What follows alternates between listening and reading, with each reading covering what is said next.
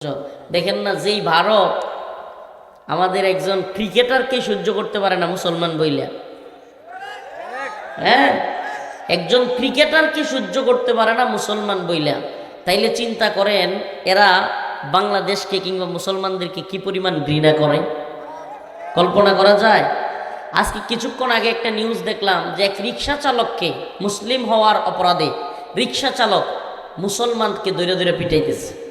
নাউজুবিল্লাহ। তো এই জন্য শত্রুকে বন্ধুকে এটা যে জাতি বুঝতে পারবে না এরা বারবার ব্যর্থ হবে। যদি শত্রু চিনতে পারেন সফল হবেন। আল্লাহ রসুল বলেছেন, মান আহাব্বা লিল্লাহ ওয়া আবগাদা লিল্লাহ ওয়া আ'তা লিল্লাহ ওয়া মানা'a লিল্লাহ ফাকাদ ইসতাকমালাল ঈমান।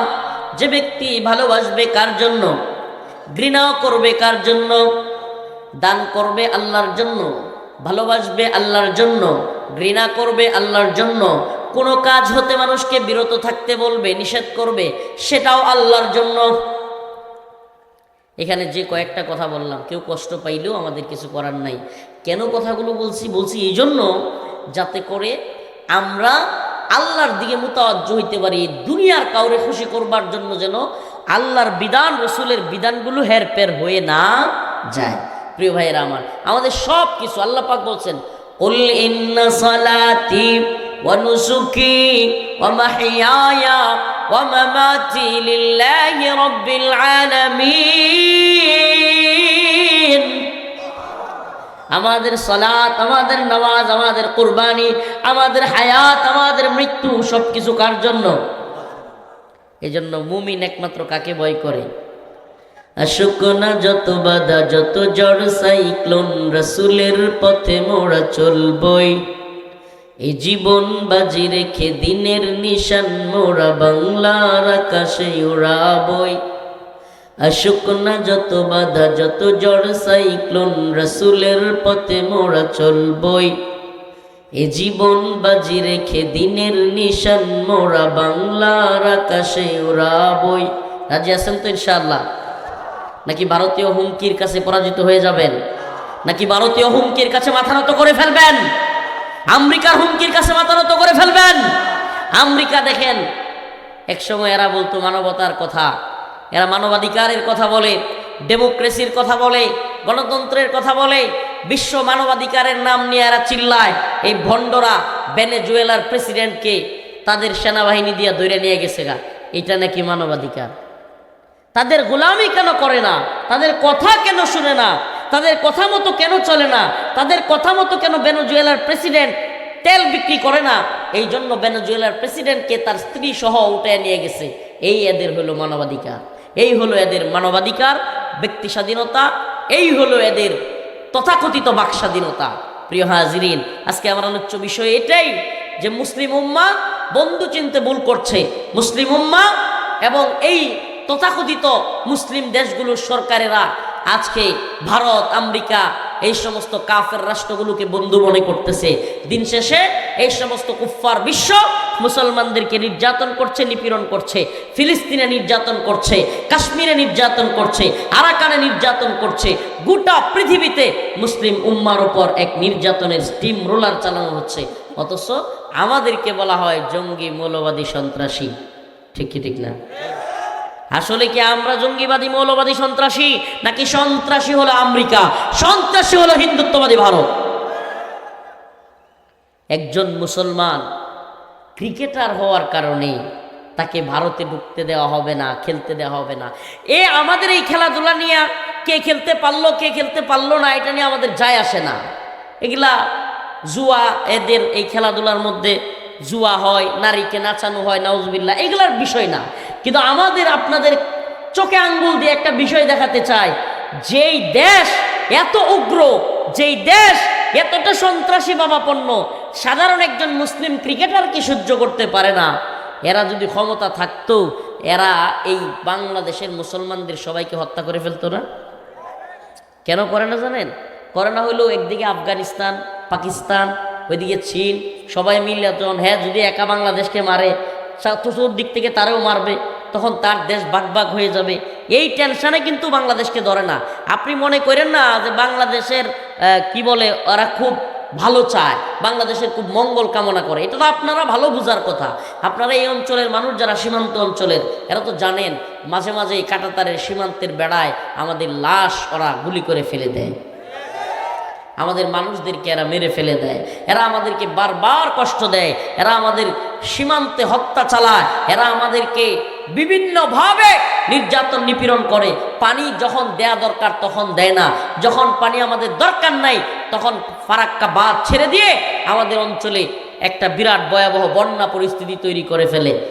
আবার এই বদমাশগুলোরে এত খারাপ কাজ করবার পরেও দেখা যাইতো বিগত গভর্নমেন্টের সময় এই ভারতীয় দালালরা, এই ভারতীয় এজেন্টরা, ওই যে একটা ছিল না আব্দুল শয়তান, নাম ছিল আব্দুল মোমিন, আসলে আমি এরা আব্দুল মোমিন বলতে নারাজ, আব্দুল শয়তান বলছিল না যে আমাদের সম্পর্ক হলো স্বামী স্ত্রীর সম্পর্ক, মনে আছে? নাউজুবিল্লাহ, নাউজুবিল্লাহ মিন যালিক। আরেকটা বলছিল হাসান মাহমুদ, সে বলছিল যে আমাদের সম্পর্ক হলো রক্তের সম্পর্ক। ও মুসলমান ইমানদার, যদি প্রকৃতপক্ষে এরা আমাদের ভালো চাইতো, যদি প্রকৃতপক্ষে এরা আমাদের ভালো চাইতো, সীমান্তের কাঁটাতারের বেড়ায় নির্বিচারে এইভাবে পাখির মতো গুলি করে আমাদের কাউকে হত্যা করত? বলেন হত্যা করত? প্রিয় মুসলিম উম্মাহ, এই জন্য আল্লাহর কথা, কোরআনের কথা, সূরাতুল মাইদার মধ্যে আল্লাহ বলছেন, ইয়া আইয়ুহাল্লাযীনা আমানু লা তাত্তাখিযুল ইয়াহুদা ওয়ান নাসারা আউলিয়া বা'দুহুম আউলিয়াউ বা'দ ومن يتولهم منكم فإنه منهم إن الله لا يهدي القوم الظالمين। আল্লাহ রাব্বুল আলামিন বলেন, হে ঈমানদাররা, ইয়া আইয়ুহাল্লাযীনা আমানু, হে ঈমানদাররা, লা তাত্তাখিযুল ইয়াহুদ ওয়ান নাসারা আউলিয়া, তোমরা ইহুদি এবং খ্রিস্টানদেরকে বন্ধু বানায়ো না, মুশরিকদেরকে বন্ধু বানায়ো না। বা'দুহুম আউলিয়াউ বা'দ, এরা নিজেরা নিজেদের বন্ধু। এরা কি? নিজেরা নিজেদের বন্ধু। দেখেন, মানবতার সবক দেয়, মানবতার কথা বলে, মানবাধিকার কার্যালয় করে, মানবাধিকার সংস্থা করে, অথচ এরা আরেকটা রাষ্ট্রের প্রেসিডেন্টকে তুলে নিয়ে যায়। আচ্ছা, আপনাদের কাছে একটা প্রশ্ন করি, থানার নাম কি? মালগাঁও। থানার নাম পীরগঞ্জ। আচ্ছা, মনে করেন পীরগঞ্জে, ঠাকুরগাঁওয়ের লোক আপনারা, পীরগঞ্জের আপনাদের যে চেয়ারম্যান, এই অঞ্চলের চেয়ারম্যান, তারে যদি রংপুরের কোনো এলাকার চেয়ারম্যান তুলে নিয়ে যায়, বাড়ি থেকে দৌড়ে নিয়ে যায়, আপনি তারা কি বলবেন? সন্ত্রাস বলবেন না? বলেন না, কারা কি বলবেন? একটা মানুষকে আরেক এলাকা থেকে তুলে নিয়ে যাওয়া, এটা কি বন্ধুত্ব না সন্ত্রাসী? তাইলে বিশ্বের সবচাইতে বড় সন্ত্রাসী হলো আমেরিকা, কথা বলেন, এবং বিশ্বের সবচাইতে বেশি উগ্র, সবচাইতে বেশি হিংসা এবং মুসলমানদের প্রতি নিন্দা করা যেই সমস্ত দেশ আছে, এর মধ্যে একটা হলো ইসরায়েল আর একটা হলো ভারত। প্রিয় হাজিরিন, এটা কেমনে? আল্লাহ পাক কোরআনের মধ্যে বলতেছেন, হে ঈমানদাররা, লা তাত্তাখিযুল ইয়াহুদা ওয়ান নাসারা আউলিয়া, তোমরা ইহুদি এবং খ্রিস্টানদেরকে, মুশরিকদেরকে বন্ধু বানায়ো না। আল্লাহ অন্য এক আয়াতের মধ্যে বলতেছেন, লাতাজিদান্না আশাদ্দান নাস আদাওয়াতাল লিল্লাযীনা আমানুল ইয়াহুদ ওয়াল্লাযীনা আশরাকু, তোমরা অবশ্যই অবশ্যই মুশরিকদেরকে এবং ইহুদিদেরকে তোমাদের শত্রু হিসেবে পাবে। কি হিসেবে? শত্রু হিসেবে পাবে। আপনি মিলায়া দেখেন, গোটা পৃথিবীতে বর্তমানে মুসলমানদের উপর সবচেয়ে বেশি নির্যাতন হচ্ছে ফিলিস্তিনে। কারা করতেছে? কারা করতেছে? ইসরায়েলিরা করতেছে। ইসরায়েলিরা ইহুদিবাদী। আর কাশ্মীরের দিকে যদি তাকায় দেখেন, কাশ্মীরে কে করতেছে? মুসলমানদের উপরে নির্যাতন নিপীড়ন চালাচ্ছে হিন্দুত্ববাদীরা। তো আল্লাহ কোরআনের মধ্যে বলছে, লাতাজিদান্না আশাদ্দান নাস আদাওয়াতাল লিল্লাযীনা আমানুল ইয়াহুদ ওয়াল্লাযীনা আশরাকু, তোমরা অবশ্যই অবশ্যই ইহুদি এবং মুশরিকদেরকে তোমাদের শত্রু হিসেবে পাবে।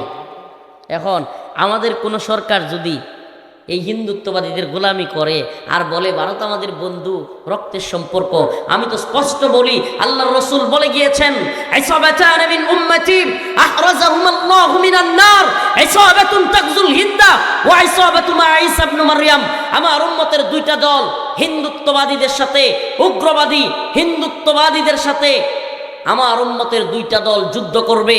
আল্লাহর রাসূল বলে গিয়েছেন, ইসাবাতান মিন উম্মতি আহরাজাহুমাল্লাহু মিনান নার, ইসাবাতুন তাগজুল হিন্দা ওয়া ইসাবাতু মা ঈসা ইবনে মারইয়াম।